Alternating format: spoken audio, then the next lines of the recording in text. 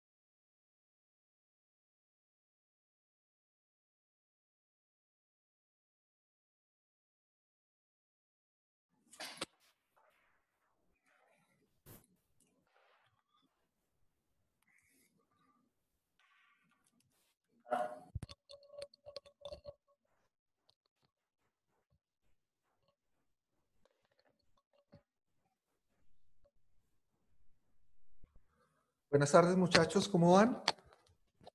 Buenas tardes, profe. Buenas tardes. ¿Bien, bien? Bien, gracias. aquí. Ustedes saben que Sobreviviendo. ¿Eso por qué, mi hermano? No, mentiras, no, bien, profe. No, pues con todo esto del coronavirus, un día más de vida es un milagro, ¿no? Que no nos coja el... No. Le ha ido mal en los diezmos.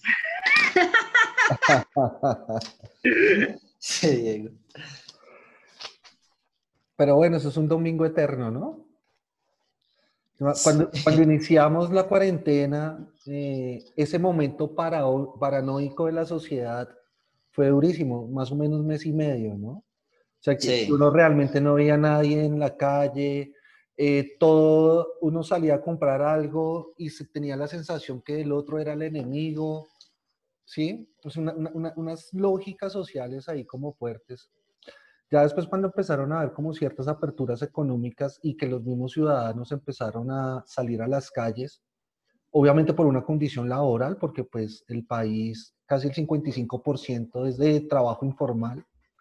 Entonces, tuvo otro giro, otra perspectiva la pandemia. Y claro, pues el autocuidado que es lo fundamental y principal, pero pues frente a una necesidad, creo que el autocuidado no es la mejor opción social para poder combatir el coronavirus como hoy pues está, ¿no? Y también a eso sumado las políticas nacionales y distritales donde llevan extendiendo el pico de la pandemia porque supuestamente era como en mayo que íbamos a llegar al pico y luego otro mes, otro mes, otro mes, otro mes y ya vamos a mitad de El pico agosto. nada que llega. No, creo que ya llegamos, ¿no? Me parece. Pues ya ahorita el tema de contagios y de muertes obviamente han aumentado a una cantidad exponencial, ¿no? Una cantidad muy considerable. Pues tan así es que ya somos el país suramericano prácticamente más vulnerable con el tema y eso con todas esas medidas que han tomado.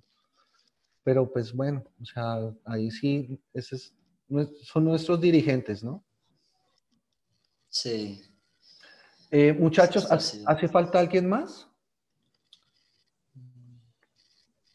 Dentro No de sé, ustedes. Manuel. Manuel No, no está toma esta Rudy. materia. Yo no sé. Ah, falta ¿Milciades? Milciades, ¿no? Milciades. Ay, yo no me Pero no acuerdo. sé si él también la verá, yo no me acuerdo. Ok. Yo tampoco. Porque Habían dicho que Fred alguien de no, ¿cierto? filosofía, pero yo no sé si...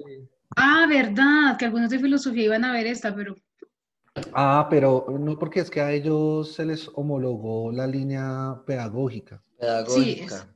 Entonces, pues, Somos pocos. sí, no. Bueno, muchachos, entonces demos inicio, ¿vale? ¿Les parece? listo.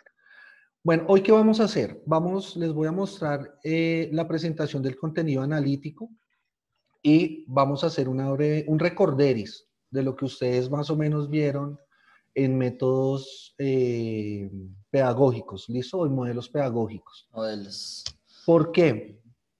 Porque es muy importante tener la claridad conceptual de esos modelos debido a que didáctica pues va a ser, digamos, la herramienta con el cual vamos a implementar esos modelos en las instituciones educativas.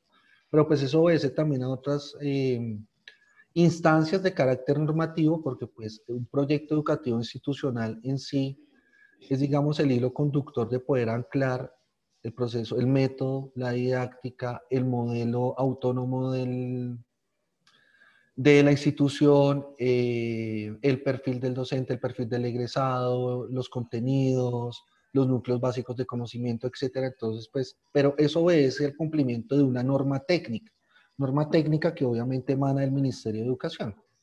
Pero pues digamos que es importante empezar a anclar todos esos conceptos para que ustedes tengan las claridades desde el ardor de la licenciatura como tal, ¿no? Recordemos que la línea pedagógica obedece es más a la formación como licenciados, no obstante, el área disciplinar pues obviamente tiene un contenido muy específico en el desarrollo temático de las mismas. Y pues el panorama que existe es que eso pasa en cualquier licenciatura, es así.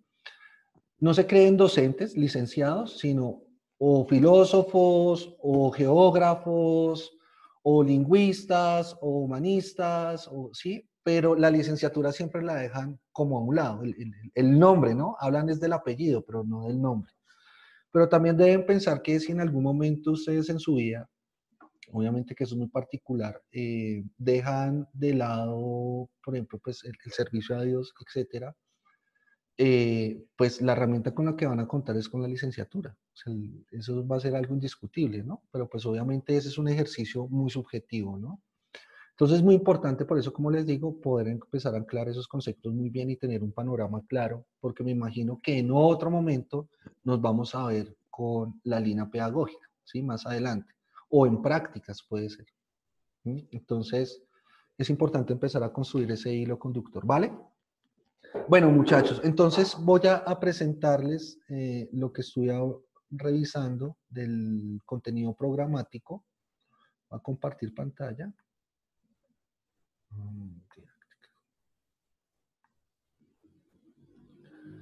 Listo. Me hace falta unas cosas, incluirlas acá, pero pues la verdad es que tengo 5 cursos y pues a cada uno me tocó trabajarle el fin de semana, pero pues ya prácticamente lo tengo listo. ¿Qué es un contenido analítico, muchachos?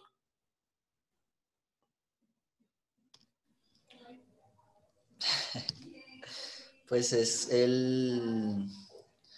como la matriz, ¿no? Del contenido de una materia, o sea, está como presentado de alguna manera el programa que se va a abordar, la justificación, las estrategias de enseñanza, de aprendizaje. O sea, el contenido analítico es como como la forma en la que se estructura, ¿no? Y que se presenta más que todo, pues una materia, un programa.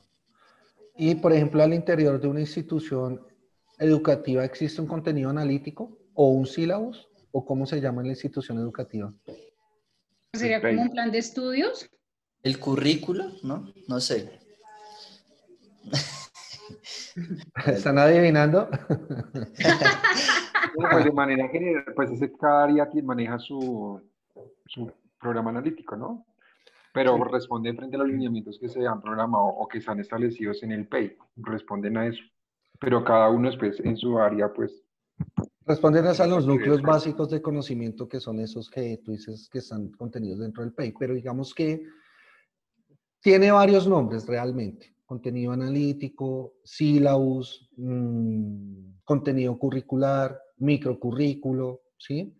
Pero pues realmente es la carta de navegación que nos va a permitir a nosotros involucrar todo un contenido temático alrededor de el año, por ejemplo, en este caso, pues el periodo académico, ¿no? Que corresponde a 16 semanas. En las instituciones educativas son 52 semanas. Entonces, ese ejercicio de planeación debe desarrollarse durante las 52 semanas, pero de una forma general. Por eso, normalmente se preparan al interior de las instituciones educativas por trimestre, ¿no? O sea, la planeación se hace trimestral y eso permite, pues, obviamente, allí involucrar, pues, todos los temas a desarrollar dependiendo de la línea disciplinar a la cual vayamos a abordar. Pero aquí, pues, también hay, digamos, una forma en la cual nos vamos a aproximar, obviamente, a lo que va a ser el desarrollo de la clase, ¿sí? Entonces, hay una descripción general del curso, que es esta. Vamos a hacer una lectura breve de unos puntos esenciales. No obstante, yo les comparto el documento. Y dice, el curso didáctica está ubicado entre la etapa de profesionalización del área de formación pedagógico-práctico, ¿sí? Ustedes hoy se encuentran dentro de un plan nuevo de estudios. Y resulta que el ministerio, por medio de la resolución 18583, realizó una reestructuración al interior de las licenciaturas. Esa resolución solo son para las licenciaturas y no para ningún otro tipo de programa académico. Y entonces, por primera vez, digamos que independizó algunos temas que estaban ahí como enredados. Las prácticas fue un escenario en el cual, como se piensa la lógica de la resolución, es que hace parte integral del proceso de formación de los estudiantes. Por eso, la práctica educativa es una asignatura más. No es como otros programas donde las prácticas vienen a ser en algunos momentos escenarios posteriores a cumplir ya todo el plan de estudios, ¿sí? Entonces son 6 meses de práctica o pueden hacerlas uno también como unas pasantías, por ejemplo, pero pues eso genera en últimas son unos indicadores, ¿sí? Y se convierte como un requisito de grado, ¿sí? La práctica, ¿no es cierto? En esos otros escenarios. Aquí no, aquí es una asignatura más. Entonces, la formación pedagógica, pues lo que nos hace pensar es que esa línea transversal de la pedagogía es, en el escenario donde se van a encontrar todas, va a ser la práctica educativa. Allá es donde se van a encontrar todas. Y allá es donde tenemos que ponerlas a dialogar y a hablar, ¿no es cierto? Entre ellas.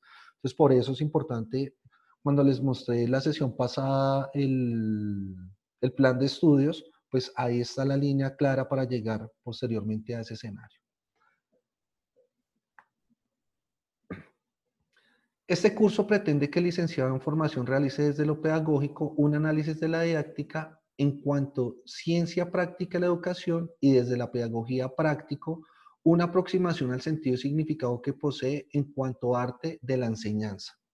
En otras palabras, la didáctica va a ser la forma por el cual el docente va a expresarse y va a expresar un contenido. ¿Qué tipo de contenido? Pues el que les toque desarrollar. En este caso, como el contenido, digamos lo que ustedes están estudiando, perdón, es la licenciatura en teología, pues su contenido debe estar asociado a ese área disciplinar de la teología, ¿no es cierto? Claro, no obstante, de pronto en algunas instituciones educativas diferentes a las que pertenecen a una comunidad religiosa, eh, ese área de ética, valores o ética y moral, etcétera, puede estar dentro de un núcleo básico de conocimiento como es el de ciencias sociales. Y al estar allí, pues va a coger otra connotación, ¿sí? No necesariamente pueden dictar la asignatura, siempre la misma asignatura. Por ejemplo, pueden dictar algo dentro de las competencias ciudadanas como eh, Cátedra para la Paz, por ejemplo, que hoy es una asignatura obligatoria en todas las instituciones educativas públicas y privadas del país, inclusive en las universidades. Pero las universidades no las apropian dentro de la malla curricular, sino lo que hacen es una serie de actividades en las cuales desarrollan todo el concepto de Cátedra de la Paz, ¿sí? Pero pues eso ya es dentro de la autonomía. Pero al interior de las instituciones educativas sí hay una asignatura de Cátedra de la Paz que la pueden también articular con democracia, etcétera. Pero pues en algunos casos los licenciados deben asumir pues también este reto y no necesariamente está dentro de la línea disciplinar, ¿sí? Pero es algo normal. Para alcanzar este propósito, en un primer momento es necesario ahondar en el proceso histórico. A mí siempre me gusta pues hablar de la historia de las cosas, y porque eso nos permite contextualizarnos, ¿sí? Pero pues hablar de la historia no es simplemente relatar una serie de hechos que sucedieron en el pasado, sino eso hoy cómo se ve. Entonces siempre lo jalo, hago un proceso necróxico en el cual llego a la actualidad. Abordar cada uno de los temas antes expuestos. Espera que al finalizar el curso los estudiantes logren comprender que la didáctica no se limita al diseño de actividades lúdicas con las cuales se pretende entretener a los estudiantes. Por el contrario, esta ciencia atiende un conocimiento teórico práctico del acto educativo que busca reflexionar y proponer a través de un sistema de conocimientos y un método particular los procesos y estrategias de enseñanza y aprendizaje. Un método particular. Bueno, vamos a ver aquí por aquí la justificación del curso.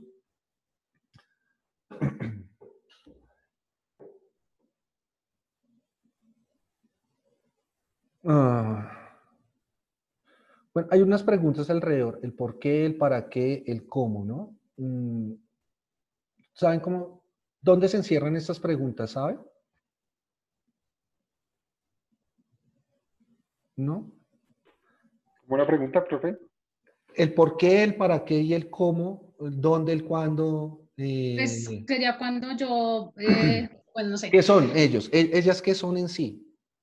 O sea, es lo que me ayuda a mí como docente cuando voy a programar, digamos, mi programa analítico o mi plan de estudios a una población. Entonces, ¿por qué a dicha población? ¿Para qué haya y cómo? ¿No? Algo así. Sí. Entonces, el génesis, Estudio, digamos, ¿no?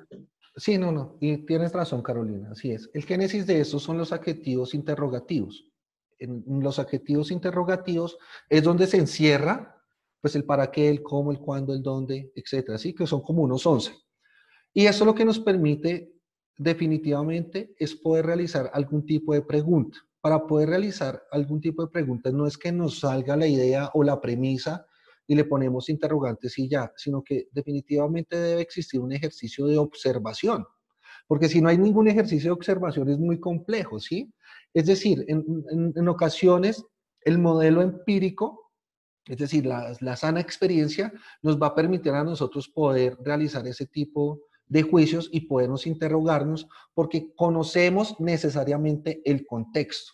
Entonces, los contextos nos van a llevar a que nosotros podamos, pues, plantearnos ese tipo de preguntas. Que en otros, cuando ustedes vean investigación, no es la pregunta, sino la hipótesis.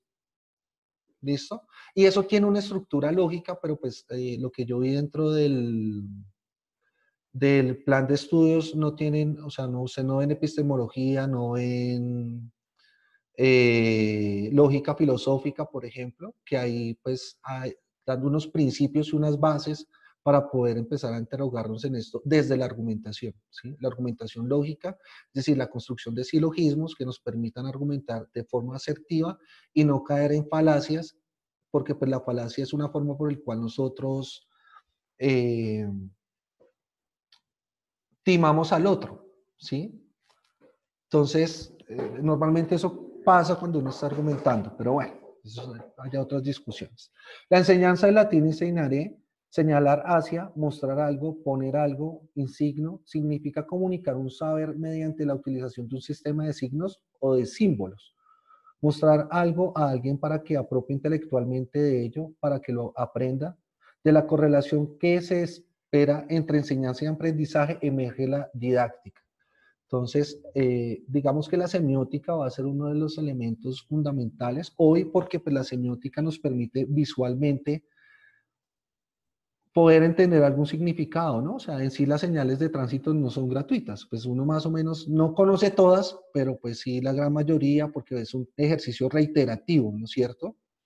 Claro, hay otro tipo de semiótica que pues nosotros no estamos como tan a la margen como cuando son las personas, nuestros amigos videntes, ¿no es cierto? Los sordomudos, por ejemplo, que pues ellos manejan, está el fraile o está en el lenguaje de señas, que es muy característico de ellos, ¿no? Ese lenguaje de señas, por ejemplo, son propios de cada país, o sea, no es un lenguaje universal. ¿Sí? Entonces, eso cambiaría también las dinámicas, etcétera, pues obviamente pero lo importante es que ese mundo o ese universo simbólico nos va a permitir a nosotros también interpretar cosas a partir de la imagen, ¿no? ¿Por qué? Porque la reproducción que se hace en nuestro cerebro es de tal manera que nosotros proyectemos una idea, ¿sí? Entonces, si yo les digo que el cielo es azul, y en ocasiones es rojizo, pues ustedes con su imaginación van a proyectar una idea del cielo que yo les estoy describiendo, ¿sí? Y ahí pues obviamente la imaginación va a jugar un rol importante. Eso sucede, digamos, si lo aterrizamos en los términos de la didáctica, donde la imaginación, la creatividad va a ser importante. Pero pues aquí había algo importante, no es la forma lúdica ni graciosa de enseñar un contenido, sino es la apropiación de un tema, la cual yo voy a impartir. En la no transmisión del conocimiento, ya vamos a ver por qué, sino simplemente en unos contenidos que les sirva a nuestros estudiantes para la vida. O sea, realmente debe ser para la vida. Bueno, teniendo en cuenta las nociones antes expuestas, es claro que la didáctica está referida con las técnicas que buscan orientar los procesos de enseñanza-aprendizaje.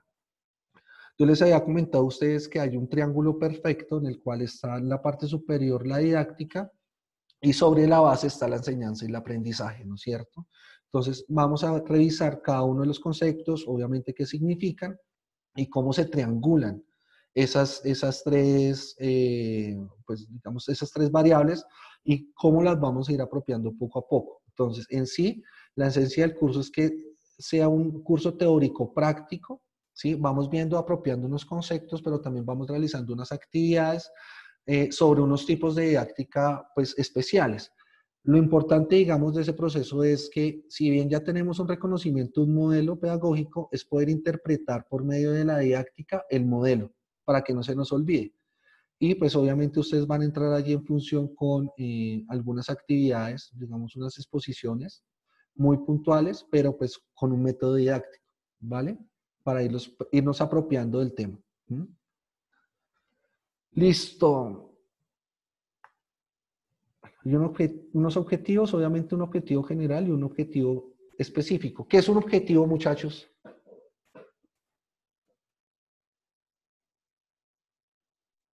Pues es como la meta a la que quiero llegar con los temas expuestos o el conocimiento que tengo para mis estudiantes. Listo. Y entonces, ese es un objetivo general y el objetivo específico. Pues no sé, ya será como más particular, ¿no? De acuerdo a ciertas habilidades o temas a desarrollar en los estudiantes, no sé. Es así. Entonces, digamos que ese objetivo general lo que nos va a permitir es que lo que nosotros vayamos a desarrollar en el documento, en este caso aquí, en contenido analítico, nos permita llegar a un fin, ¿sí? Y ese fin obviamente es poderlo evaluar y entender si efectivamente el curso nos sirvió para poder apropiar ciertos conceptos y irlos desarrollando en la medida en que vayamos subiendo pues de semestre. ¿Mm? En este caso, pues digamos que tiene una estructura diferente como la que yo manejo, pero pues no hay problema. Comprender los principios pedagógicos de la didáctica a partir del estudio. Entonces, los principios de la didáctica. Y para poder cumplir ese objetivo, pues tengo unos objetivos específicos. Realizar una aproximación a la historia de la didáctica, describir la característica teórico-prácticas, comprender los principios generales y normas que orientan el proceso y analizar los principios didácticos.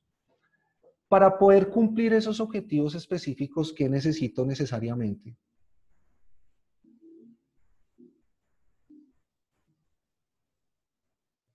Hay una línea, ¿no? O sea, es un objetivo general, un objetivo específico. ¿Cómo hago para cumplir esos objetivos específicos?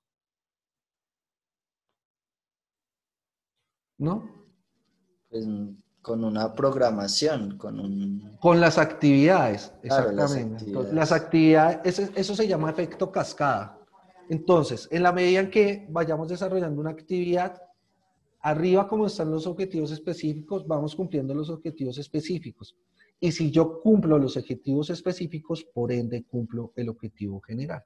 Esa es la actividad. Entonces, las actividades están obviamente asociadas a las 16 semanas académicas que nosotros tenemos. ¿Listo?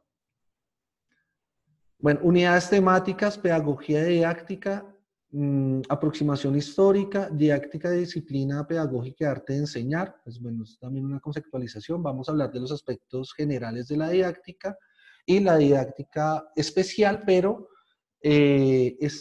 vamos a mirar quizá, si nos alcanza el tiempo, obviamente, algunos áreas afines a la disciplina teológica, ¿vale? Pues para no dejarlo de lado, porque pues para eso tienen el área disciplinar, pero es para mirar cómo empezamos a anclarlos los dos. De hecho, las actividades que vamos a desarrollar en las diferentes semanas académicas, pues la idea es que ustedes me vayan lustrando de ese contenido disciplinar. Con eso, pues yo también voy aprendiendo. ¿Vale, muchachos? Pues aquí están digamos, las 16 semanas que tenemos nosotros programadas. Estoy haciéndole unos ajustes. Eh, pero pues inicialmente es trabajar con una serie de proyectos que nos permita a nosotros ir pensando cada vez más estas herramientas que vamos a utilizar. Vamos a tener un documento base. Yo les puedo pedir un favor a alguno de ustedes.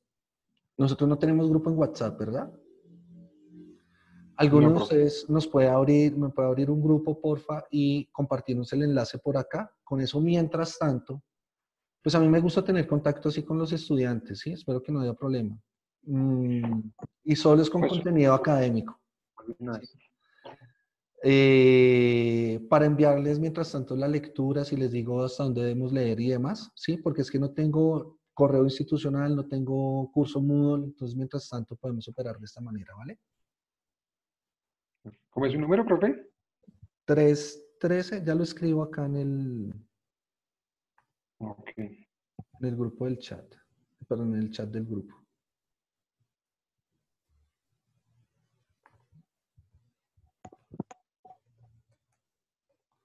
Con eso nos compartes el enlace del grupo y ahí pues simplemente ingresamos todos sin problema. ¿Listo? Bueno, entonces vamos a tener un texto base. Perdón, les muestro por acá. Oh, no mentiras, aquí no está. Lo que dice Juan David. Señor. Señor. Se congeló Diego. Ah, ya. Bueno, nada. En didáctica. Ok. Entonces, vamos a tomar un texto que se llama el saber didáctico. Va a ser, pues, digamos, nuestro texto guía. No obstante, va a estar acompañado de otros documentos adicionales que poco a poco les voy indicando cuáles son. Pero pues este es, digamos, un texto muy completo. No es tan antiguo ni tampoco tan moderno, pero pues nos permite abarcar varias temáticas allí importantes. ¿Listo? Bueno, seguimos aquí en el sílabus. Pues este. Y bueno, digamos que ahí van a estar las 16 semanas y lo que nosotros vamos a hacer. Sé que hay 3 cortes, ¿no es cierto? 3 cortes. Es decir, pues ahora creo que las cortes son de 30, 30, 40, ¿sí? Los criterios de calificación, muchachos.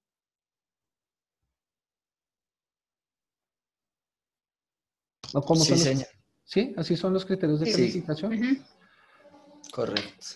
Mi forma didáctica es no tener parciales.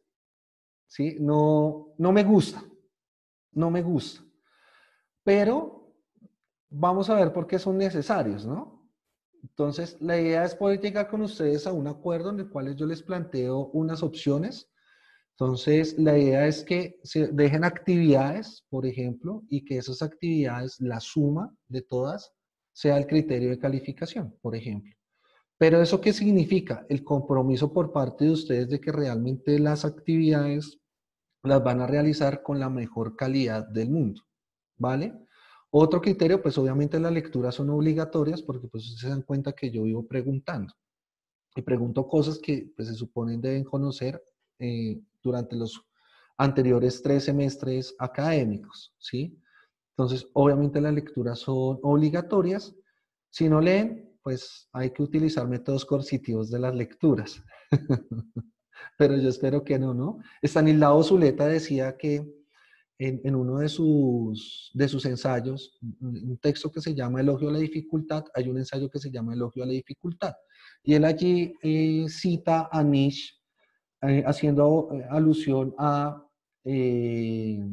la dificultad que se encuentra con la lectura. Y dice que esencialmente la dificultad de la lectura es cuando es obligatoria. Cuando uno obliga a las personas a leer y no les da, digamos, unos criterios en los cuales se enamoren de la lectura, al hacer ese acto tan impositivo, le cogen pereza porque lo están asociando con un castigo. Y así a muchos de nosotros quizás nos crearon cuando pequeños, si se porta mal se va a leer, ¿no es cierto? Entonces está asociado como un castigo. Entonces ese factor obligante es harto, realmente. Espero no caer en esas redes de ese factor. Pero bueno, digamos que yo sé que no, que ustedes son muy juiciosos y además que son trabajadores fuertemente. Entonces la idea es, si les parece, dejamos unas actividades y pues esas actividades las vemos, o sea, actividades que están asociadas con métodos didácticos, obviamente. Por ejemplo, un mapa mental. Hoy pues lo tenemos que articular mucho con el uso de las herramientas digitales y virtuales, ¿no? Y pues si no tendría ningún sentido. Entonces, es, por ejemplo, un mapa conceptual, un mapa mental, un cuadro sinóptico, una ficha técnica, es decir, un ensayo, por ejemplo. Y empezamos a revisar esas actividades. ¿Qué les parece? ¿O quieren 3 parciales y listo? Esos sí, No, igual bien yo duros, bien ladrilludos. no, Está bien así. creería que pues, la finalidad de hacer eso es que al final se pueda retroalimentar, ¿no? O sea, si No, hacemos un mapa mental, pues que al final digamos, oiga,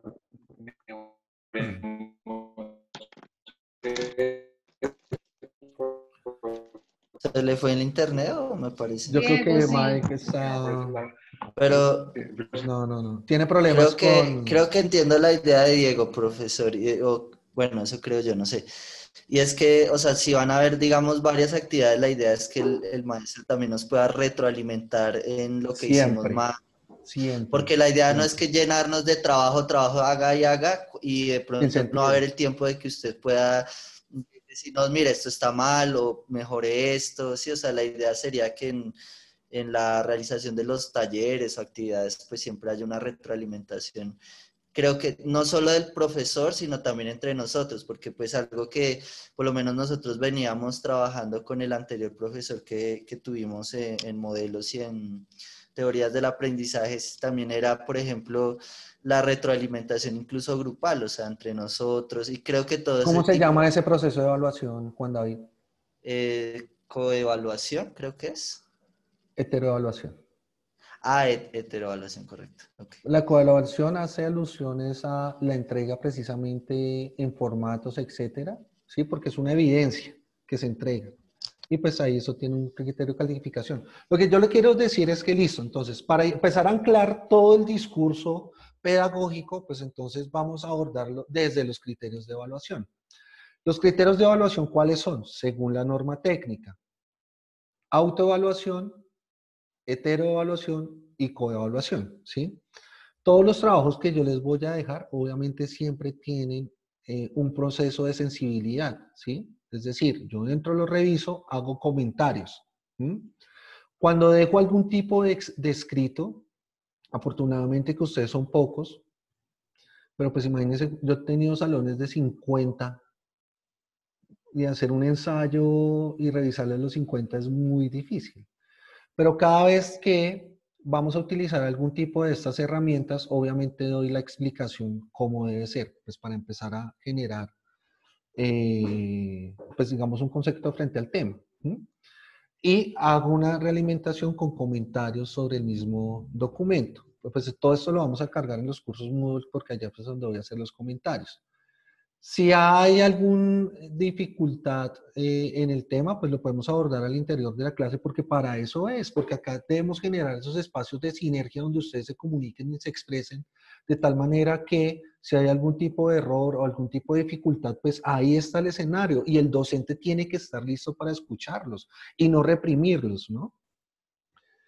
Si vamos a hablar ahora de un texto argumentativo, porque en algún momento me va a tocar explicarles cuál es la tipología de textos, cuáles son las tipologías de párrafo, para qué sirven, etcétera, porque ustedes no vieron, aquí no hay competencias comunicativas, para decirles que un ensayo se debe realizar de tal manera, pues hay una forma, una estructura, pero tienen una definición que les va a permitir ser un poco más fácil el desarrollo del mismo, ¿no es cierto?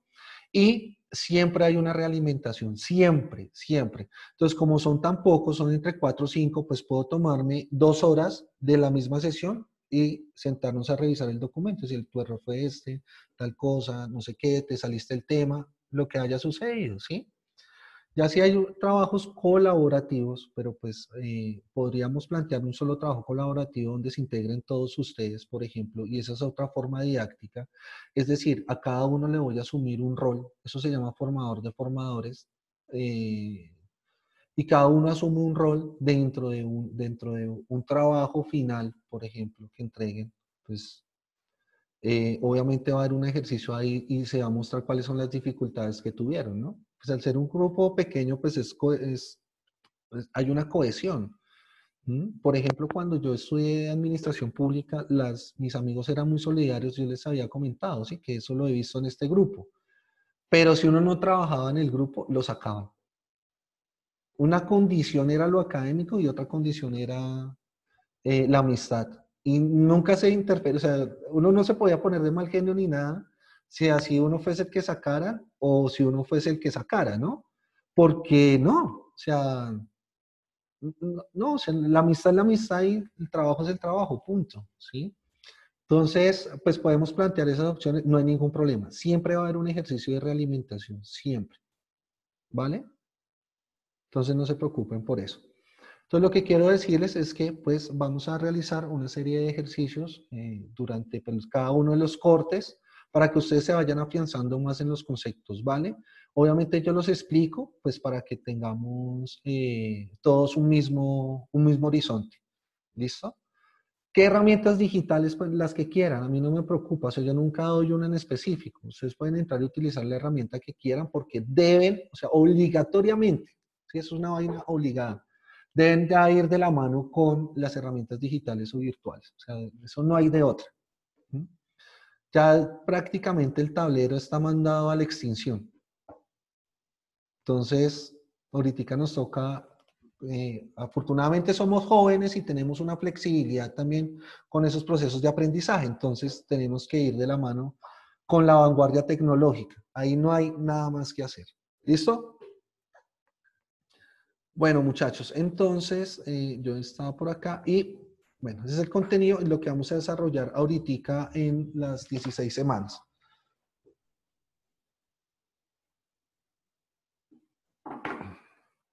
Bueno, perfecto. Entonces, aún no les muestro tanto las actividades semanales porque estoy realizando unos ajustes, pero pues también para poder involucrar las fechas y con eso, pues se los envío también por el WhatsApp para que ustedes le hagan la lectura y si hay algún tipo de pregunta o algo, con todo el gusto del mundo, ¿les parece? ¿Listo? Vale, entonces ahora sí, vamos a entrar en materias, a hacer un repaso. Esto es un repaso de lo que vieron el semestre pasado, muchachos. ¿Me están escuchando claro?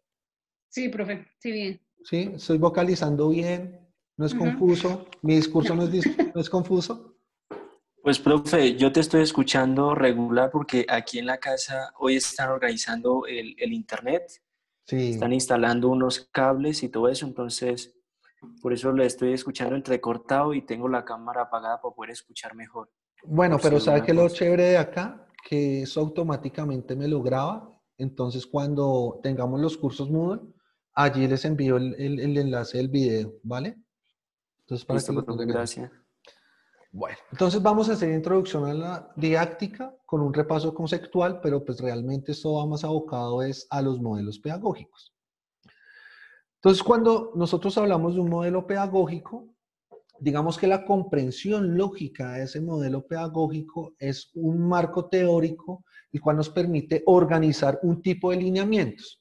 ¿Cuáles lineamientos? Como yo les decía a ustedes, unos lineamientos que nacen de unas condiciones normativas, ¿no es cierto? Es decir, el Ministerio de Educación, cuando ustedes vean legislación educativa, se van a dar cuenta que siempre la educación está sujeta al cumplimiento de una norma y eso es como algo pues, irrisorio realmente y hasta en ocasiones ridículo. Pero pues como en Colombia es un país que lo que no está escrito normativamente no existe, entonces, esas son las dificultades que se encuentran y por eso pues hay unos lineamientos, en este caso pues obviamente normativos, que se deben articular con la institución educativa, perdón, debe articular esos lineamientos de la interpretación que ellos consideren que es. O sea, si bien existen los lineamientos, no significa que taxativamente tiene que ser esos lineamientos tal cual, sino pues hay ya una autonomía en que la institución educativa apropie ese modelo, ¿no? Y obviamente la aprehensión de ese modelo va a estar sujeto al proyecto educativo institucional. Entonces allí, pues hay una forma jerarquizada, digamos, hay unos contenidos, hay una secuencia lógica, una construcción lógica y razonable de los contenidos programáticos, es decir, los contenidos que van sujetos al núcleo básico del conocimiento que les he nombrado bastante. Y pues determina también la relación existente entre el sistema educativo, muchachos. El sistema educativo, hablemos de historia. Resulta que en el siglo pasado, aproximadamente entre los 40 y los 50, entre los 40 y los 60, no existía una intervención fuerte de países, digamos, internacionales en países suramericanos. Realmente, pues, las negociaciones y demás era muy escueta, ¿no? Muy abierta. pero debido a las crisis económicas, esencialmente la crisis del 29, donde sacan el consenso de Washington, ese consenso era una política pública económica a nivel mundial, donde decía que habían 10 puntos y donde los países tercermundistas o subdesarrollados incumplían con esas condiciones, salían del problema económico que había mundial. Pues llevamos 100 y pico de años, ya casi 100 años y nada ha pasado, ¿sí? O sea, no hemos podido salir de esa condición tercermundista subdesarrollada. Y esto implicó que países europeos esencialmente empezaran a montar organizaciones a nivel mundial, ¿sí? La UNESCO, la OEA, etc. La ONU, perdón. Y una de estas organizaciones empezaron a hacer investigaciones en las cuales quisieron intervenir en los países subdesarrollados. Y empezaron a generar líneas de trabajo, pero también empezaron a generar unas líneas de inversión económica para poderlas implementar. Esa línea internacional, cuando ya los países subdesarrollados empiezan a pertenecer a las redes internacionales, los obligan a incluir esas políticas dentro de su sistema normativo. Entonces, digamos que uno de los documentos que ellos sacaron en su momento indicaba que debía existir el sistema educativo, por un lado. Entonces, el sistema educativo es aquel espacio en el cual existe una estructura organizativa.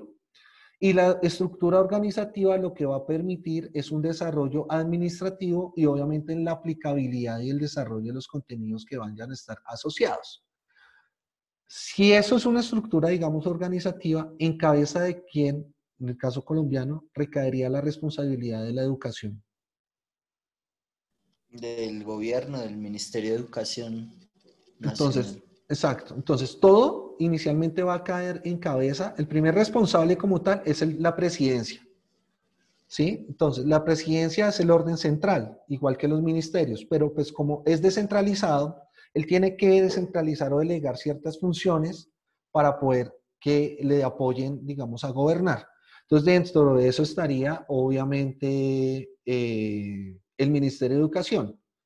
Yo voy a mirar unos aspectos generales, si quieres después les muestro el decreto o se los cuelgo para que ustedes lo revisen donde pueden revisar todo el sistema educativo del país. Son por lo menos como unas 100 entidades. Entonces, harto. Pero yo voy a hablar de unas generales, ¿sí? Entonces está el ministerio. ¿No es cierto? Que es a nivel nacional. Al nivel departamental, ¿qué estaría? Gobernación, ¿no? ¿Por medio de quién? De la De los Secretaría alcaldes, de de la de Secretaría. Educación, ¿no? de la Secretaría de Educación del departamento. Pero cuando, listo, así estaría. ¿Y en los municipios? De la Secretaría igual, ¿no? De municipal o en el caso de Bogotá, pues Secretaría Distrital de Educación. Entonces, dependiendo del caso, pero también existe una secretaría, ¿no es cierto? Entonces, ya centrémonos en Bogotá.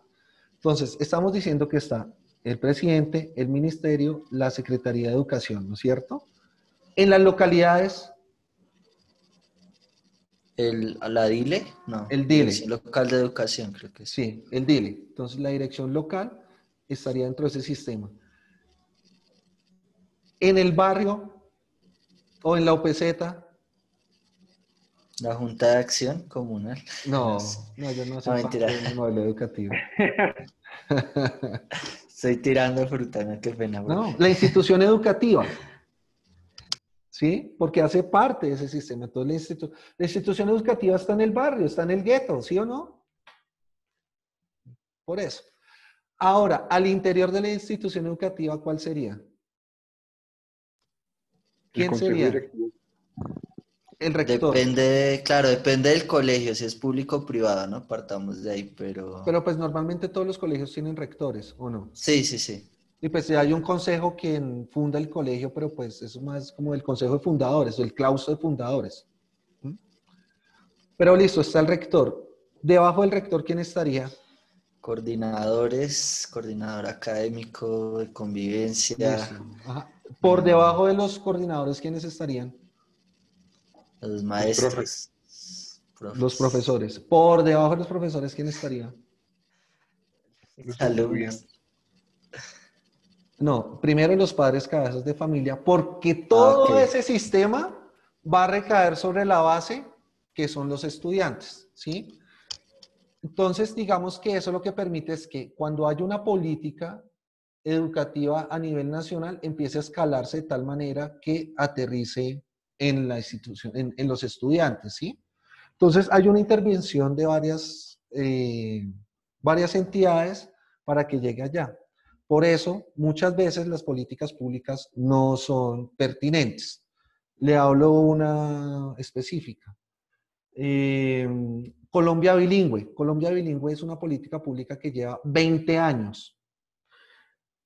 Y este es el momento que ninguna institución pública, perdón, institución educativa pública es bilingüe. Ninguna.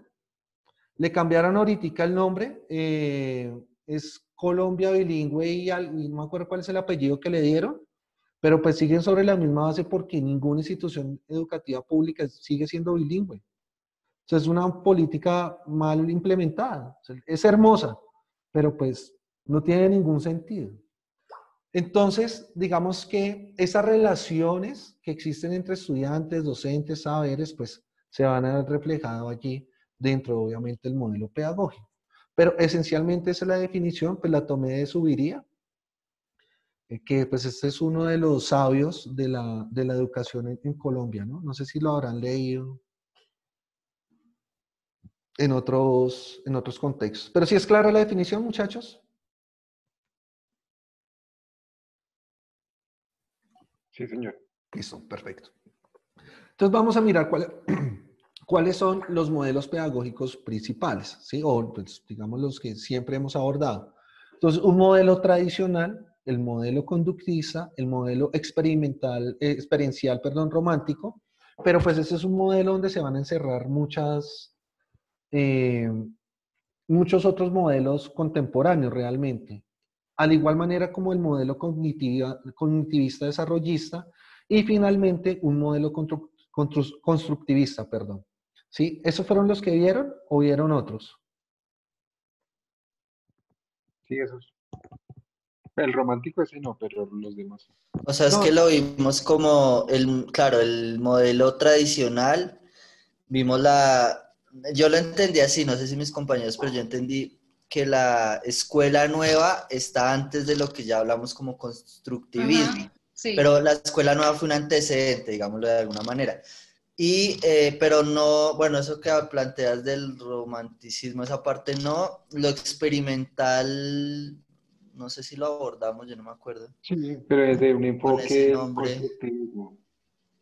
ok. Ok, sí, Bueno, sí. pues digamos que vamos a entrar a explicar cada uno, ¿no? Pero pues esencialmente ustedes sí o sí vieron tradicionalista, conductista, constructivista. O sea, esos tres sí fueron obligatorios, ¿no? Sí, Sí, Y señor. sí. digamos que quizás esos modelos experimentales o el cognitivista son modelos muy contemporáneos, ¿sí? Hoy hay instituciones educativas experimentales, ¿sí? Yo creo que les había nombrado una, ¿no? La EP, la Escuela Experimental, Escuela Pedagógica Experimental. Hay otras escuelas, creo que eso también lo había conversado con ustedes, donde, por ejemplo, tienen un contenido ancestral y ellos experimentan de tal manera que el proceso formativo de los estudiantes que tienen allí inicia desde los 7 años. Antes no. Y es curioso porque va en contravía de la política pública de cero hasta siempre, ¿no? Que esa es la política de la formación entre niños de 0 a 5 años, 0 a 6 años aproximadamente. Entonces, pero bueno, pero pues es unas formas, ya vamos a mirar eso, ¿listo? Entonces vamos a hablar inicialmente del modelo pedagógico tradicional. Entonces aquí pues esencialmente el papel protagónico quien se lo lleva es el profesor. Vamos a mirar unos elementos. Entonces aquí existe una transmisión del conocimiento y pues hoy nosotros no somos transmitidores no transmitimos ese conocimiento, ¿sí? Lo que nosotros hacemos actualmente es abordar unos temas y darle la posibilidad al estudiante de entenderlos y estructurarlos de tal manera que él mismo se cuestione, que él mismo entre a argumentar, ¿sí? más o menos estaríamos bajo la base de un modelo conductivista. ¿Mm? Y pues esto fue un modelo de los siglos. Entonces, hoy, pues bueno, ya les voy a decir cómo aquí cambian un poco los modelos, pero no obstante, en algunas instituciones educativas privadas, esencialmente, el modelo tradicional tiene aún unas tintas allí muy notorias, ¿no? Inclusive hasta con los mismos formatos. El alumno, porque en este momento se veían como alumnos y no como estudiantes, pues por su parte tiene un rol pasivo, es decir, sentado, sin la posibilidad de decir nada, porque el docente lo que decía es letra muerta. O sea, él tenía la absoluta razón.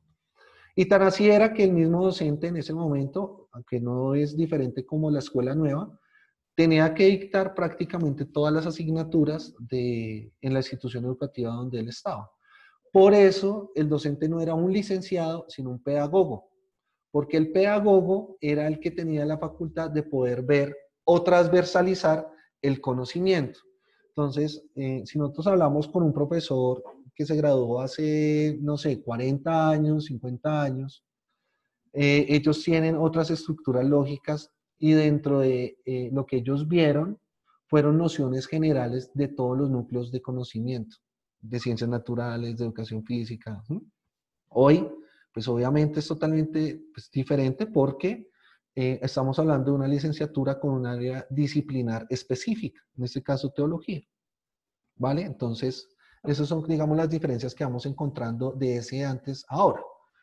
Y la metodología, pues esencialmente era la dialéctica, pero sin una argumentación, ¿no? O sea, por eso les decía que era más de una forma de letra muerta, es decir, el docente tiene la razón. El estudiante escucha y simplemente escribe. ¿Sí? Y el ejercicio es de memoria, obligatoriamente es de memoria. Entonces yo podría decir que en una experiencia, recuerdo mucho en mi colegio, teníamos al maestro José, maestros entre los maestros, muy querido y todo, pero él siempre los exámenes finales nos hacía memorizar el cuaderno. Siempre. Y la pregunta podía ser al azar. Y si uno no lo decía tal, lo decía como él lo había dicho, mijo, vaya y estudie. Le decía uno. Y uno pasaba como unas 3 o 4 veces hasta que por fin le atinaba. Pero hoy cuando nos reunimos con los amigos de colegio, yo me gradué en el 2002, nos acordamos definiciones como el lenguaje, algunos artículos de la Constitución, algunas cosas que se nos quedaron por ahí, porque ese proceso de memoria permite eso, ¿no? Y de hecho, inclusive los recuerdos, cuando estoy en algún episodio y se me viene a la cabeza algún recuerdo, vuelve y trae a colisión la definición, etcétera, de lo que nosotros vimos en algún momento. ¿No es cierto? ¿Sí les ha pasado eso o no? Ok. ¿Qué escenario se les imaginan ustedes que practica este modelo tradicional? De los programas que hayan visto a nivel mundial, lo que sea. Un ejemplo. ¿Se la pueden asociar con algo que hayan visto? Pues con la Las educación. clases de hoy sí, Señor. Juan. Ah, bueno, con la educación, sí, de los colegios, o sea, realmente, pues yo pasé como por la experiencia de colegio público y privado, ¿no? Pero Sí. lo que uno ve en la educación pública, no, y en la privada también, o sea, es la educación tradicional, donde el maestro imparte unos conocimientos y muchos pues son claramente de tipo memorístico y hay una desconexión total, digamos, con el ser, ¿no? Con la vida de la persona y cómo se articula eso con las experiencias de uno. Entonces el profesor habla, yo por lo menos tuve, incluso, por ejemplo, no muy lejano, mi profesor, no sé, de filosofía, él iba y nos ponía a leer unos libros desactualizados de esos que regalan las editoriales a veces a los colegios y ya, o sea, yo no aprendí nada, por ejemplo, de filosofía porque él no le importaba enseñar, o sea, él daba haga este taller y ya. Entonces sí creo que está más cercana a la experiencia de Okay. la educación tradicional. Bueno, muchas gracias, David. Uno de los ejemplos que siempre me gusta nombrar es, ay, ¿qué pasó? Así acá. El Chavo del Ocho. ¿Por qué? Porque la estructura que ellos manejan, si ustedes se dan cuenta, siempre en las sesiones el profesor Girafales es el que tiene la razón, la absoluta razón. Y la estructura al interior del aula es la misma, una estructura homogénea. Antes, recordemos que dentro de los modelos tradicionales existía en un lado la bandera de la institución, en otro lado la bandera de el país, ¿sí o no? En la parte superior siempre una imagen religiosa, eso obedece a algo importante, y el tablero o el pizarrón y la posición del docente. Ese modelo tradicionalista, digamos, solamente en la estructura del aula, ¿sí? Las líneas siempre uniformes, los chicos con su vestuario debidamente limpios, etcétera, tenía unas lógicas al interior. Entonces, aparte que el docente pues daba todo su discurso y etcétera, él practicaba algo que Michel Foucault llama como el panóptico, es decir, él podía estar, el pupitre está en la mitad del profesor, puede mirar a un punto fijo, pero tiene la panorámica de todo y sabe perfectamente qué está haciendo cada uno de sus estudiantes. Este panóptico se utilizó mucho también en las prisiones. Entonces, como en un punto equistante donde yo podía observar y podía vigilar qué era lo que estaban haciendo pues, los reos en su momento. Y existe una relación de poder, ¿sí? Entonces, el poder obviamente recae en el docente. ¿Sobre quiénes? Sobre los estudiantes, ¿no es cierto? Hoy, digamos nosotros como llegamos a un tipo de acuerdo en los criterios de calificación, ese paradigma obligatoriamente se está rompiendo, ¿sí o no? Porque no es algo impositivo, porque yo no me estoy aprovechando de mis condiciones como docente, etcétera. Entonces va cambiando y va desfigurando un poco el modelo tradicional. La imagen que está arriba, de encima del profesor, es una imagen esencialmente religiosa, lo que hace es recordarle al docente que por encima de él hay alguien que también lo está vigilando y tiene más poder que él y puede ser castigado. ¿Sí? Es decir, esa imagen también refleja el panóptico sobre el docente. Entonces, siempre se manejaban estas estructuras, ¿sí? Dentro del modelo tradicionalista.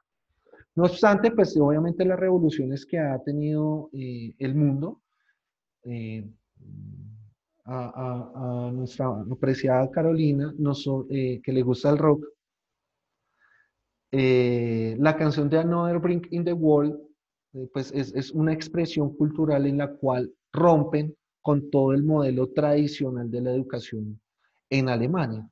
Y que se levantaran en contra de la educación para poderlos modificar y cambiar, pues eso ha tenido un significado a nivel mundial importante, ¿no? Entonces, pues inclusive de ser pues uno de los países que tienen una de las mejores educaciones a nivel mundial tradicionalmente hablando. ¿Por qué? Porque ellos sí tienen unos criterios y unos estándares desde la disciplina personal que les permite pues tener unos estándares altos de educación. En Sudamérica podríamos hablar, por ejemplo, de los prisioneros con el baile de los que sobran, que efectivamente también fue una expresión cultural en la cual han lograron, digamos, unos cambios sustanciales en el sistema educativo y hoy ha permitido, después de una lucha de 30 años aproximadamente, que la educación sea gratuita. En el caso colombiano, ¿ustedes creen, cómo creen que fue la situación?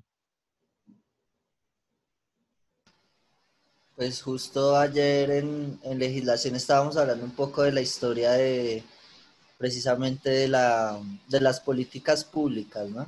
Sí, Que bueno, hablábamos un poco precisamente de la constitución de 1800, creo que es 86, ¿no? Y el primer decreto de educación creo que fue como en 1909, algo así lo estábamos viendo. O sea, realmente el tema de las políticas educativas, pues justo hablando un poco de este tema, son un poco más recientes, pues que se ven, digamos, ya concretadas en la ley 115, en la ley general, pero que tienen unos antecedentes claramente en relación con la situación histórica que han vivido los maestros, por lo menos en nuestro contexto de condiciones pues no favorables, ¿no? Económicas, de trato, y pues que se materializaron con todo el movimiento pedagógico que hubo y ya con la Constitución del 91, que habla ya de la educación que debe ser para todos, el tema de la escolarización,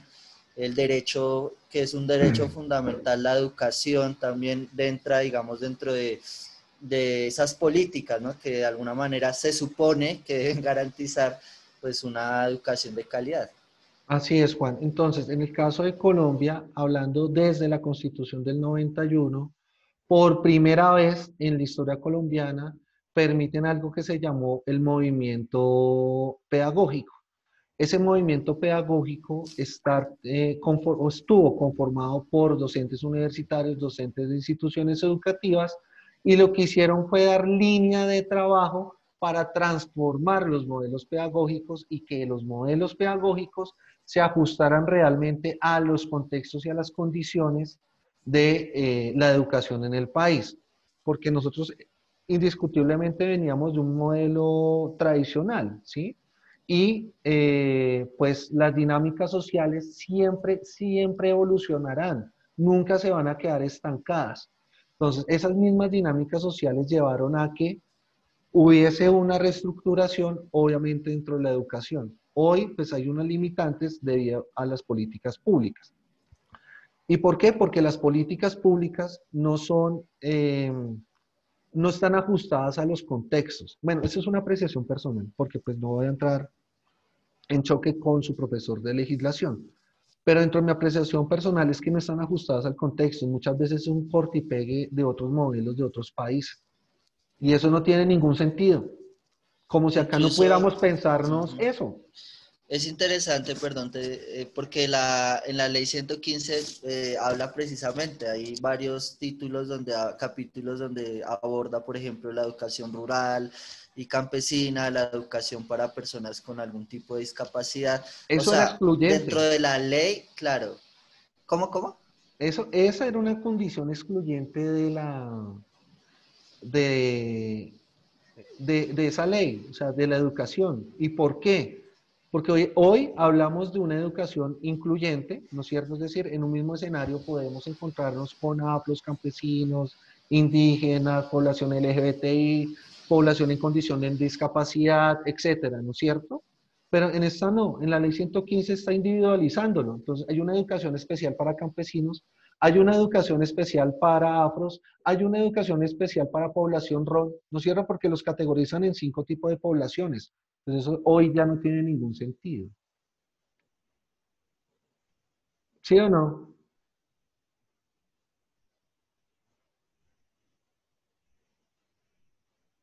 ¿Qué pasó? Creo que Juan se nos perdió. Bueno, tenemos un momentico. Sí, A ver si porque Juan creo se vuelve que, a conectar. y Wilson también, creo que usted fue. No, es que Wilson nos dijo que tenía problemas de conectividad al principio. Ujú. Bueno, esperemos 3 segunditos. Con eso tanqueo mi tarrito de agua.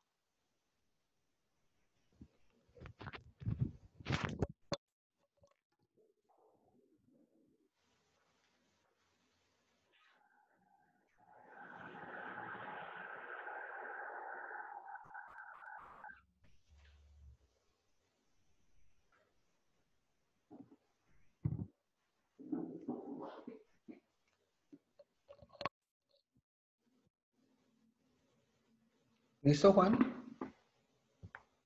¿Aló? Se me fue la luz, estoy ya, ok. Es que acá en mi pueblo, yo ahí se va la luz. Listo, no hay problema. Bueno. Ahora, vamos a mirar el modelo conductivista. Entonces, el aprendizaje de este modelo, pues digamos que Profe, funciona. Señora. qué pena. Wilson, definitivamente el internet no le funciona, entonces que él después se pone al día. Pues me imagino que con la Con el grabación de video. la clase. Sí, sí, sí, no hay Exacto. problema. No hay problema. Listo. Vale. Entonces, como les decía, digamos que la adquisición pues, de conceptos, hechos, porque pues el hecho es algo muy importante porque nos va a permitir poder evidenciar algo, ¿no? A partir del hecho, el hecho es una consecuencia histórica, entonces es algo que realmente pasó Y a partir de eso, pues podemos argumentar cualquier situación. Pero, pues digamos que la condición que se genera aquí en el conductismo es que hay una repetición, hay exposiciones, hay prácticas guiadas, obviamente por parte del docente. O sea, pues el docente aquí sigue jugando un rol, pues, protagónico. Entonces, en este modelo también hay una transmisión del conocimiento y esa transmisión del conocimiento lo que va a permitir es que haya una acumulación de saberes diferentes, ¿sí? Entonces, ¿dónde radicaría esos saberes? Pues en cada uno de los núcleos de conocimiento. Esencialmente su proceso de enseñanza es a partir de exposiciones y es demostrativo, ¿sí? Entonces, aquí pues digamos a diferencia del conductista, del tradicionalista, es que la demostración implica necesariamente que podamos tener contacto con el medio, ¿sí? Entonces, se va a abordar, por ejemplo, los laboratorios. ¿Sí? Cuando hablemos de física o de química, entonces van a haber unos laboratorios, porque el modelo de enseñanza liberal es totalmente diferente. Entonces, ese modelo de enseñanza liberal lo que nos va a indicar es que siempre teniendo contacto con las cosas, vamos a tener una reproducción, obviamente en la imaginación, y las texturas y demás me van a ayudar a entender qué es eso. Y pues esa demostración física lo que va a permitir es que haya una aprehensión, obviamente por parte del estudiante, frente a lo que se esté estudiando. Pues el estudiante aún sigue manteniendo su rol pasivo y aquí hay una cosa de castigo y premios, ¿no? Entonces, si el estudiante se porta bien, pues se le da un premio. Si aprende, se le da un premio y al que no, no. De hecho, ese modelo conductista estaba muy asociado, yo lo comparo con mis padres, porque cuando pasaba cada año y lo pasaba bien, me daban un premio. Más cuando el incentivo no debe ser un regalo ni nada de eso, sino debe existir otra serie de incentivos hoy a los estudiantes para enamorarlos y seducirlos de la educación, ¿sí? No es el premio a final de año que me van a regalar el carro, la cosa, ¿sí? Un objeto, no, sino otra serie de condiciones. Pero cuando a uno le iba mal, entonces, como les decía, obligatoria, el castigo era, se pone a leer, se pone no sé qué. ¿Sí? Apréndase las tablas de multiplicar. Y recuerdo que el método ortodoxo que utilizaba mi señor padre y mi señora madre era un palito de guacal. Y entonces nos ponían al frente y cada vez con error, un palazo en las nalgas. Así era la educación en mi casa, ¿sí? Pero pues sé que no crecí con ningún problema psicológico ni nada de eso. De hecho, nunca pensé pues estar dentro de la docencia, digamos, pero pues dentro de mi ejercicio me enamoré de ella y hoy pues soy docente. Pero recuerdo esto con mucho agrado. Bueno, están los premios. La evaluación, pues digamos que hay un proceso de evaluación que se genera al final, que no es progresivo, o sea, simplemente se le hace una prueba en el cual o pasa o pierde, punto. No hay intermedios, ¿sí? Y pues eso sucede con este medio. No sé si así lo habían visto o era diferente. No, así lo vimos. Ok, El- bueno, entonces no estoy tan desfasado.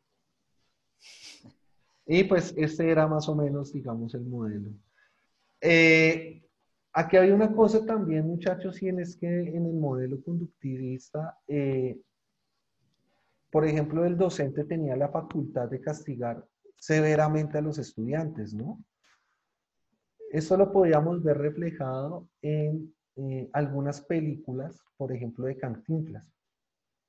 En muchas de sus películas las desarrolló a partir de la educación y en varias de ellas siempre o el tizazo o el mal comentario o el palazo en las manos, etcétera, había un castigo por uno expresarse mal normalmente o por no saber. Y la dificultad que se genera también con estos modelos es que normalmente el docente espera escuchar lo que él quiere escuchar o lo que él ha dicho. Hoy eso no puede pasar. ¿Y por qué no puede pasar? Porque se entiende que la educación que ha tenido cada persona al interior dentro de su ejercicio, le ha dado herramientas para poder expresarse, poder argumentar de tal manera que él considere que eso sí es válido. Y precisamente esos dos puntos equidistantes que están entre el docente y el estudiante es lo que va a permitir hacer todos los procesos de, digamos, alegatos al interior y empezar a construir dentro de esa relación, un concepto lógico. Entonces, hay una construcción, ¿no? Y eso pues lo que va a permitir es que efectivamente las competencias que se necesitan desarrollar, el docente las adquiera. ¿Listo? Bueno, entonces vamos a hablar de los modelos pedagógicos experimental romántico. Ustedes abordaron la escuela nueva. La escuela nueva es un modelo experimental realmente, ¿sí? Pero en la forma en cómo lo incorporaron en el país, que fue aproximadamente, bueno, ese modelo nace por allá en 1850 más o menos, en Alemania. Aquí en Colombia llega en 1885 o 1895 y creo que el presidente de esa época era Núñez, si no estoy mal. Bueno, historia patria que no me acuerdo muy bien. Y él incorpora el modelo. ¿Qué es lo que sucede? Cuando Europa empieza, en Alemania, el modelo tuvo tanto éxito era porque pues los estudiantes de universidades se iban al territorio, al campo, pero se iban varios estudiantes de varias disciplinas. Es decir, había un grupo disciplinar. Y llegaban a las comunidades y empezaban todo un proceso de sensibilización con su contexto. Es decir, su contexto rural, ¿sí? Y los apropiaban de tal manera que ellos entendieran que ese escenario rural iba a ser su vida y que confiaran en eso porque iban a tener muy buenos productos, ¿sí? O sea, al final, si lo miramos desde el punto de vista económico. Entonces, por eso tuvo un éxito. Cuando lo apropian acá, pues uno, no contábamos con tantos estudiantes universitarios. Dos, la ruralidad en Colombia es tan compleja porque no es uniforme, ¿no es cierto? O sea, cada municipio, cada departamento tiene cosas diferentes dentro de su ruralidad. Hoy pues le hablamos de la ruralidad dispersa, ¿no? Y si a eso le sumamos los procesos de violencia, secuestro, etcétera, que hay en el sector rural, pues más complejo aún para el Estado colombiano poder enviar un grupo disciplinar. Entonces, dentro de ese modelo, pues lo que hacen es construir una serie de escuelas ubicadas espacialmente. Eso no es porque sí, ni porque el señor de la Junta de Acción Comunal del municipio ayudó a hacer la gestión. No, eran muchas variables. Una, el lote. Entonces, normalmente el lote era cedido por alguna persona de la comunidad, ¿sí? Ese lote, muchos de los lotes hoy en Colombia, hoy, de hace más de 100 años, no se han legalizado. Son lotes que son baldíos, pero el municipio no los ha querido legalizar a nombre del mismo municipio, porque si lo legaliza es un activo del municipio. Pero tienen que, pues obviamente, hacer toda la manutención y económicamente un municipio no puede hacer eso. O sea, entre más grande es el Estado, es peor la lógica de poderlo mantener. Por eso las políticas del neoliberalismo van articuladas a que haya una disminución del Estado, porque esos recursos los pueden redistribuir en otras cosas, ¿sí? Y no simplemente en la manutención. Y aparte de eso, pues la cantidad de funcionarios públicos que deben contratar para. Entonces, hoy hay una cantidad y hay más contratistas que no funcionarios públicos, ¿sí? O sea, hay unas lógicas raras, pero bueno. Entonces, logran construir la escuela y antes, pues cada una de las escuelas tenían cierta autonomía. El Estado enviaba, pues, profesionales del área de la educación a las instituciones educativas o normalmente eran las normalistas quienes iniciaban ese proceso educativo allá, ¿sí? ¿Cuál era la dificultad? La dificultad es que, y aún se mantiene la misma dificultad, a ese docente, bien sea normalista o profesional de la educación, tenía que dictar todas las asignaturas a un grupo reducido de estudiantes. Entonces, en algunos casos, esas escuelas del sector rural van de primero a quinto, o de primero a séptimo, o de tercero a séptimo, ¿sí? Y el docente que esté ahí tiene que dictarles a cada uno en tiempo real, ¿no es cierto? Porque lo reúne a todos, le dedica media hora a uno, media hora a otro, media hora a otro, media hora a otro, y tienes que implementarles ahí unas estrategias para transmitirle un conocimiento, porque ¿qué más puede hacer? Ahora pongámosle un agravante.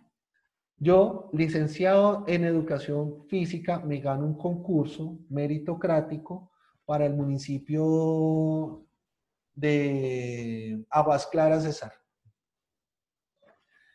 Y pues mi pasión es la licenciatura en educación física. Cuando llego allá y me toca dictar biología, matemáticas, lo que sea, la lógica del Estado colombiano, que esa es una de, pueden ampliar el tema de discusión con su profesor de legislación educativa. El tema es que no hay recursos, por ejemplo, y en términos de calidad educativa, no hay calidad educativa, no existe. ¿Cómo? Y eso pues obviamente ha generado que los estándares de calidad pues disminuyan.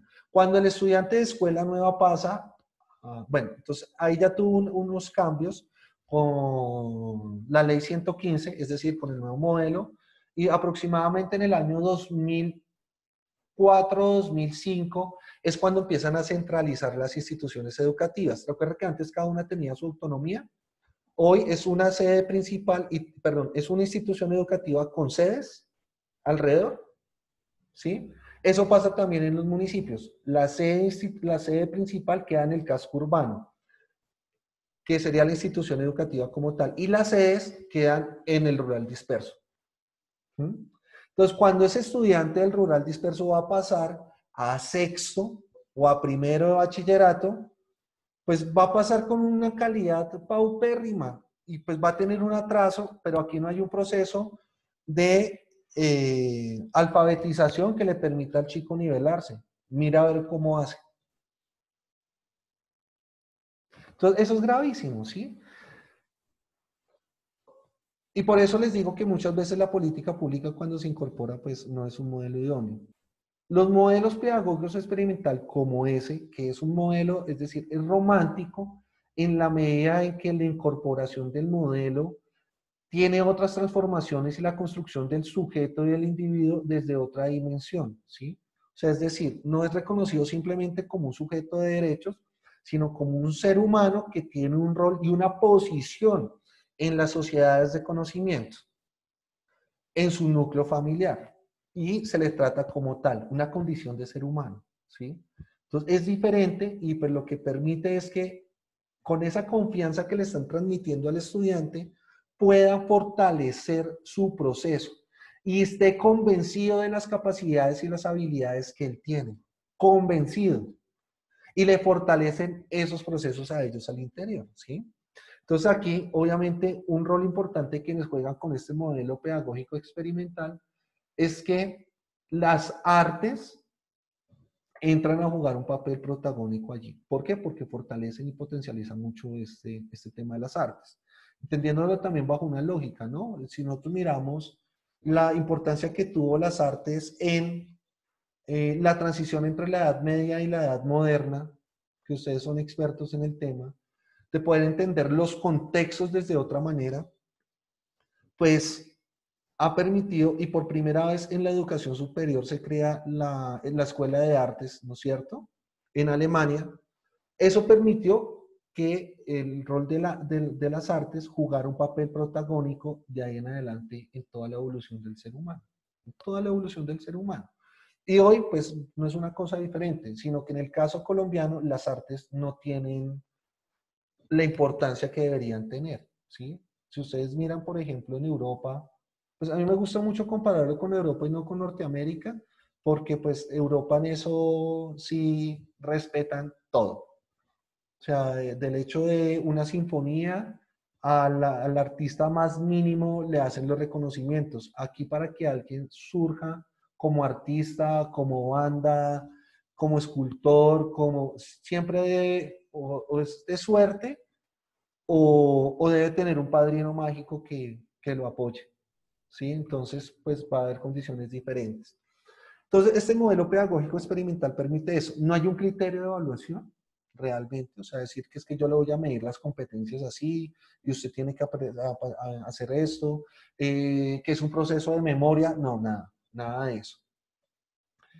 Aquí, en este modelo pedagógico, tanto el docente como el estudiante, los dos juegan el mismo rol participativo. Los dos son activos, los dos son pasivos. O sea, ahí no hay una condición, una relación de poder. Rompe ese paradigma totalmente, absolutamente. Y es más basado en la confianza, ¿sí? Si no hizo alguna actividad, le hacen es un seguimiento del por qué no hizo la actividad. Pero normalmente estas escuelas experimentales no dejan tareas para las casas, todas las hacen en aula. Y cuando llega el chico a la casa, llegas a descansar. Si hoy, por ejemplo, yo digo, mi padre me hubiera puesto en un colegio así y yo llego a la casa a no hacer nada, pues gravísimo. Profesor, pero ¿qué pasa? Que usted no le deja trabajos a mi hijo, usted no sé qué. Y piensan que con la cantidad de trabajos van a potencializar las cosas académicas del estudiante. Y eso no es cierto. En ocasiones lo que hace es saturar al estudiante. ¿Por qué? Porque esos trabajos no tienen una construcción lógica, sino simplemente es el cumplimiento nuevamente de una norma. ¿Sí? Y de que efectivamente yo le estoy haciendo la actividad y la tarea. Entonces, con este curso de didáctica vamos a ver que efectivamente cada una de las actividades que nosotros vamos a desarrollar es porque trae una secuencia lógica, una construcción lógica. Si no, pues simplemente les estoy dejando ahí actividades para ver que sí cumplo mi trabajo, ¿no? Estaría en un modelo tradicionalista. ¿Sí es claro el modelo pedagógico? Sí, señor. Vale, muy bien. Y pues digamos que esta imagen representa prácticamente eso. La construcción la van haciendo todos, todos están integrados. No hay un centro de atracción. Realmente, si existiera ese centro de atracción, sería el estudio. Pero aquí todos van a conformar la dinámica y el curso realmente, ¿sí? Hay un comportamiento de saberes, es decir, antes de ellos realizan, igual que espérame, si es este, sí, el cognitivista, hay un diagnóstico inicial para saber cuáles son los saberes previos que cada uno tiene y cuál es la tendencia, ¿sí? Y a partir de eso pues, le construyen por medio de un proyecto educativo integrador lo que se le va a impartir a cada uno de los muchachos. Estas son instituciones educativas que no tienen grupos mayores a 10 personas. Y obviamente son costosas. Listo, el modelo pedagógico cognitivista o desarrollista. Bueno, digamos que aquí hay una acumulación también de conocimientos, potencializan obviamente el desarrollo intelectual. Dentro de este modelo, el ejemplo que traigo a colisión es el modelo Merani, ¿sí? Entonces, aquí lo que ellos hacen es que a partir de los proyectos, la mejor forma como ellos consideran que para poder entender un tema o un contenido es a partir de la resolución de conflictos. Es decir, existen unos casos y a esos casos, a partir de lo que hayan visto y desarrollado en clase, deben articularlo para solucionar esos, los casos siempre son problemas, ¿no? Para solucionar esos problemas. Por eso la resolución de conflictos, ¿sí? Y así van potencializando, obviamente, sus capacidades o sus competencias. Y pues eso es obviamente también una estructura de un megaproyecto. ¿Y cómo lo aterrizan? Pues con proyectos también sectorializados. Por eso, al igual de este modelo que el anterior modelo, los dos realizan un tipo de diagnóstico para saber. Lo que sucede con este pedagógico cognitivista es que sí es exclusivo. Y es exclusivo en la medida en que son para chicos superdotados. La escuela Merani, que creo que queda aquí por la 170 también, ellos realizan, no me acuerdo cómo se llama el test que ellos hacen, pero realizan un test para revisar cuál es el nivel cognitivo y si ese nivel está por encima, creo que como del 80-85%, les dan becas. Porque ese tipo de personas que, bueno, digamos son superdotados, deben tener otro tipo de educación, porque si tienen una educación tradicional, no se aburren. se ensimisman, de hecho. Y puede ser un poco excluyente, sí, sonará excluyente, pero pues es un tipo de población específico que necesita una atención específica. Son colegios que muchos padres les gustaría que sus hijos estuvieran ahí, pero son colegios que la pensión perfectamente puede valer 5 o 6 millones de pesos por el nivel que tienen. Y es un nivel de exigencia tan altísimo, pero pues los estudiantes responden a ese nivel de exigencia porque su condición mental o neuropsicológica les permite hacer eso, a diferencia de los otros, ¿sí? Hoy, por ejemplo, curiosamente, cuando inicia todo el tema de la pandemia, y los padres al principio, antes de que es que no le dejan trabajos a mi hijo, que pasa, profe, hoy pues con la pandemia le dejaron una sobredemanda de trabajos, ¿no es cierto? O sea, muchos trabajos, los cuales no hace el hijo, sino el papá. Y muchos de ellos abocaron a hablar con los docentes, a hablar con los directivos, de profe, no les deje tanto trabajos porque es que uno dice, bueno, pero si antes me estaban diciendo que no les dejaba y ahora que les dejo, ¿qué pasa? Entonces, el cortocircuito en el cual está allí es la relación y la integración que hay al interior de la familia, ¿sí? Y muchas veces ese tipo de actividades las tenía que desarrollar era el papá o la mamá, no el muchacho. Entonces, esos modelos, los padres nunca intervienen. O sea, los chicos son tan autosuficientes con sus contenidos, inclusive tienen problemas psicológicos y no pueden cumplir las actividades porque empiezan a sentirse con una marginalización de inferioridad, algo así. O sea, se sienten inferiores por el nivel que hay. Sí, pero bueno. Entonces hay un proceso de aprendizaje, digamos, interesante. Obviamente van a tener un desarrollo de habilidades y pues, como les digo, se parte del conocimiento previo de los estudiantes, es decir, un diagnóstico que hay aquí, ¿no? El rol del docente, pues, eso es el facilitador, mediador. No hay una transmisión del conocimiento porque obviamente hay unos discursos al interior del aula que permiten la construcción lógica también del conocimiento a partir de todos los integrantes que están allí. Y pues digamos que ese es un ejemplo, ¿sí? Entonces son pocos, todos hablando del mismo tema, todos están en la misma sintonía, ¿sí? Y el docente lo que viene siendo es un facilitador. Tienen muchas herramientas alrededor del aula. Entonces, ojo con eso. El aula, dependiendo del modelo, o sea, no es porque que tienen dinero o no tienen dinero. Eso también depende del docente, cómo estructura el aula, porque el ambiente es importante para el proceso de aprendizaje de los estudiantes, su ambiente. Además, ¿por qué? Porque van a estar en este espacio durante un año, todos. Entonces van a estar en un momento de cohabitación, ¿no es cierto? Es decir, cohabitan con sus otros compañeros y los espacios deben ser idóneos y pertinentes para. La lógica colombiana es que todos los, digamos hablando del sector público, perdón, todos los salones son homogéneos. Todos. ¿Mm? Pero hoy eso debe cambiar realmente. ¿Sí? O sea, no debe homogeneizarse el conocimiento, que creo que es uno de los problemas principales, obviamente, de las políticas públicas, pero bueno, eso es allá. Y finalmente, pues un modelo constructivista, pues aquí está Piaget y Vygotsky, me imagino que ustedes sí lo leyeron, ¿no? Eso sí es obligatorio ustedes como licenciados, ¿no? De hecho, pues digamos que Piaget y Vygotsky son los que forman parte de ese conjunto epistemológico de las licenciaturas, ¿no? Como Rousseau, en algunos, también hay una parte, digamos, de la historia con las escuelas de las que habla Aristóteles, por ejemplo, ¿sí? Y pues con todo el contenido nuevo teórico que hay. Dentro de este, pues digamos que lo que ellos nos advierten es que realmente el estudiante es quien debe protagonizar los procesos de aprendizaje.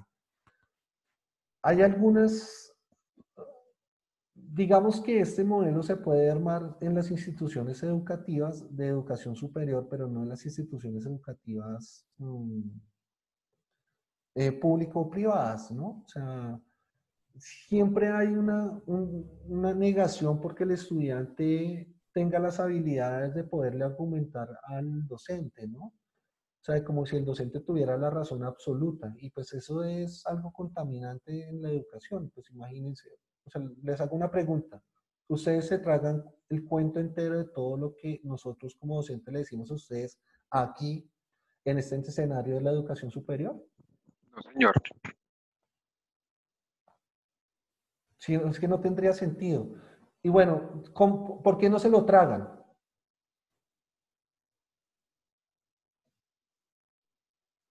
Porque entramos a la parte, pues, de asociación, ¿no? De lo que nosotros sabemos, lo que conocemos frente a lo que están diciendo. Entonces, ahí sí, como dices, se enseña a pensar. Entonces, pues, tenemos que digerir lo que nos Exactamente. dicen. ¿Tú qué piensas, Carolina? Quedó con su pose filosófica. Ah, ya. Caro, ¿me escuchas?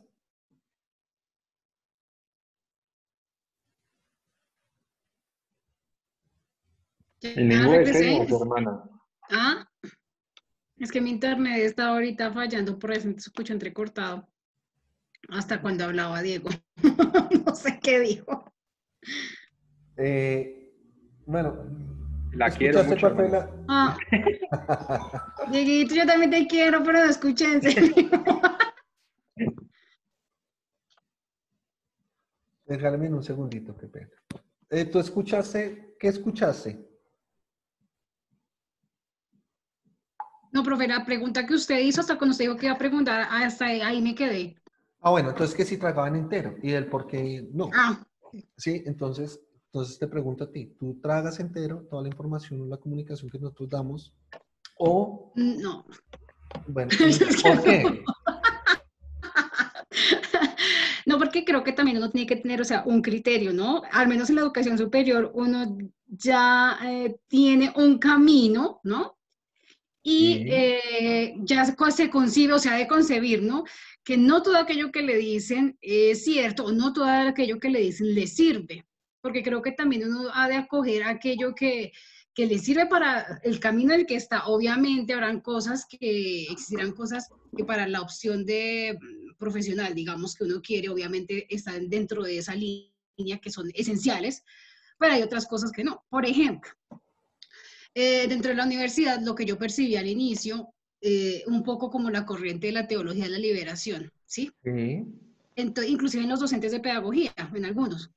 Por lo menos yo, pues, no estoy muy de acuerdo con esa línea. Ujú. Entonces, siempre tuve como, pues, no rechazo, pues acogí lo que decían y bueno, pues, de algo servirá, pero aquello que realmente para mí, no, que no considero como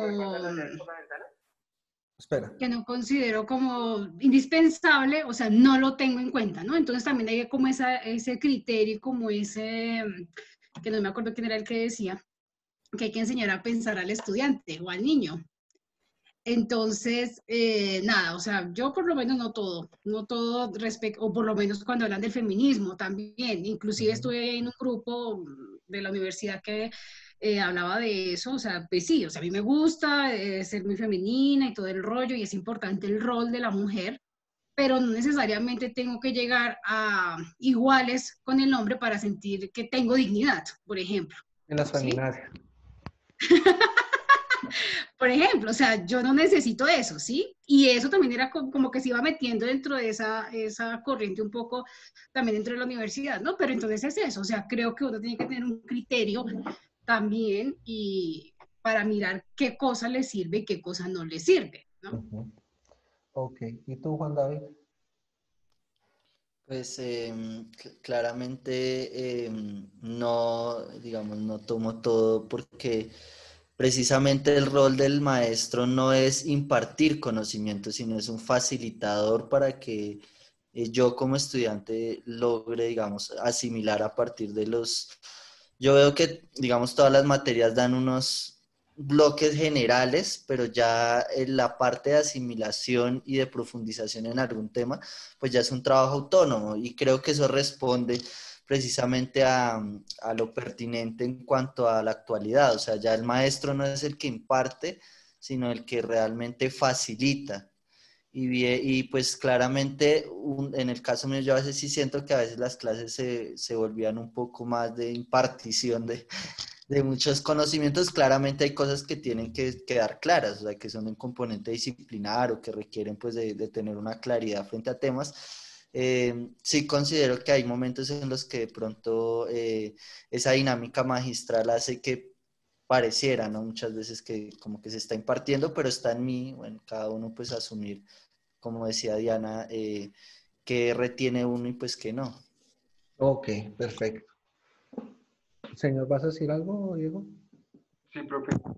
No, y también considero que cada maestro desde su postura o frente a los paradigmas que pueda tener frente a la vida o frente a las experiencias, de alguna otra manera trata de abordarlo, ¿no? De esa manera. Entonces, la persona que es creyente, pues de una otra manera trata de abordarlo sobre eso que él cree. Entonces, creería que más que tragar entero y eso es asociar, ¿no? Lo que es el hermano, no es echar, sino recibirlo y poder tener como otras miradas, ¿no? Otros horizontes frente a lo que la persona quiere decir. Entonces, también es un error decir que el maestro lo sabe todo, ¿no? Porque pues, estaríamos graves.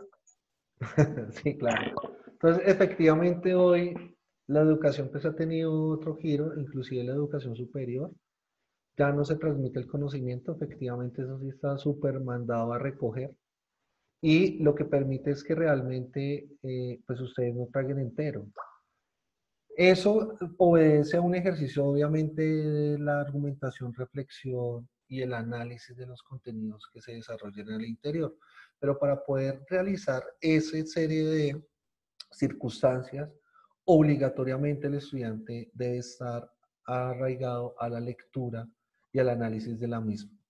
Claro, su proceso empírico, es decir, la misma experiencia que le da la vida, diría Descartes, eh, les permite conocer, y lo que decía Diego, efectivamente, desde su misma experiencia, poder dar una serie de ejemplos que permitan evidenciar que efectivamente eso es así, ¿no? Entonces, muchachos, en resumen, estos son los modelos pedagógicos, ¿sí? Pues quise dar esta clase introductoria de esta manera para que no se nos olviden cuáles son, porque de hecho la didáctica general que nosotros vamos a ver va a estar muy asociada a los modelos. Y la idea es que cada uno de los ejercicios que nosotros vayamos a desarrollar es interiorizando de cómo aterrizamos esos modelos al aula. ¿Cómo lo hacemos? ¿Sí? Con eso, pues digamos que vamos articulando el modelo. Cuando ustedes ya vean evaluación, pues va a ser este mismo ejercicio, lo van a aterrizar a la evaluación. ¿Sí? Y ya cuando vean evaluación, pues entrarían a ver práctica y todos esos los van a aterrizar allá. ¿Vale? Entonces, pues espero que les haya gustado esta breve explicación de los modelos. Y pues para la próxima sesión dejaré unas lecturas. Entonces, Mike, tú nos compartiste el enlace. Ya está el grupo. ¿Ya? ¿Dónde está? Sí. ¿En el mensaje?